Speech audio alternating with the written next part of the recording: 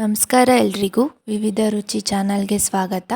ಇವತ್ತು ಹೆಲ್ದಿ ಆಗಿರೋ ದಾಲ್ ಪಾಲಕ್ ಹೇಗೆ ಮಾಡೋದು ಅಂತ ನೋಡೋಣ. ಬೇಕಾಗಿರುವ ಪದಾರ್ಥಗಳನ್ನು ನೋಟ್ ಮಾಡ್ಕೊಳ್ಳಿ. ಮೊದಲು ಕಡಲೆಬೇಳೆ, ಹೆಸರುಬೇಳೆ ಹಾಗೂ ತೊಗರಿಬೇಳೆಯನ್ನು ಅರ್ಧ ಗಂಟೆ ಮುಂಚೆ ತೊಳೆದು ನೆನೆಸಿಟ್ಕೋಬೇಕು. 3 ಬೇಳೆಯನ್ನು 1/4 ಕಪ್ ತೊಗೊಂಡಿದ್ದೀನಿ. ಅದನ್ನು ಕುಕ್ಕರ್ಗೆ ಸೇರಿಸಿ ಅದಕ್ಕೆ ಅರಿಶಿನ, ಉಪ್ಪು, ಎಣ್ಣೆ ಹಾಗೂ 1 ಕಪ್ ಆಗುವಷ್ಟು ಹೆಚ್ಚಿದ ಪಾಲಕ್ ಸೊಪ್ಪು ಹಾಗೂ ಅದು ಮುಳುಗುವಷ್ಟು ನೀರು ಸೇರಿಸಿ 5 ವಿಷಲ್ ಕುಕ್ಕರ್ ಕೂಗಿಸಿ.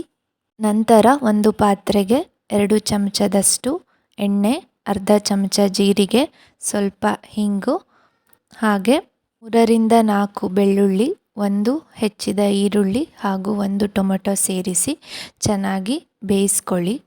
ನಂತರ ರುಚಿಗೆ ತಕ್ಕಷ್ಟು ಉಪ್ಪು, 1/4 ಚಮಚ ಅರಶಿನ, ಅರ್ಧ ಚಮಚ ಜೀರಿಗೆ ಪುಡಿ, ಅರ್ಧ ಚಮಚ ಧನಿಯಾ ಪುಡಿ, ಅರ್ಧ ಚಮಚ ಗರಂ ಮಸಾಲ ಹಾಗೂ 1 ಚಮಚ ಕೆಂಪು ಮೆಣಸಿನ ಪುಡಿ ಸೇರಿಸಿ ಈರುಳ್ಳಿ ಹಾಗೂ ಟೊಮೊಟೊ ಚೆನ್ನಾಗಿ ಬೆಂದ ಮೇಲೆ ಅದಕ್ಕೆ ಬೇಯಿಸಿರುವ ದಾಲ್ ಹಾಗೂ ಪಾಲಕ್ ಸೊಪ್ಪನ್ನು ಸೇರಿಸಿ ಬೇಕಾದಷ್ಟು ನೀರು ಹಾಕಿ ಚೆನ್ನಾಗಿ ಕುದಿಸ್ಬೇಕು.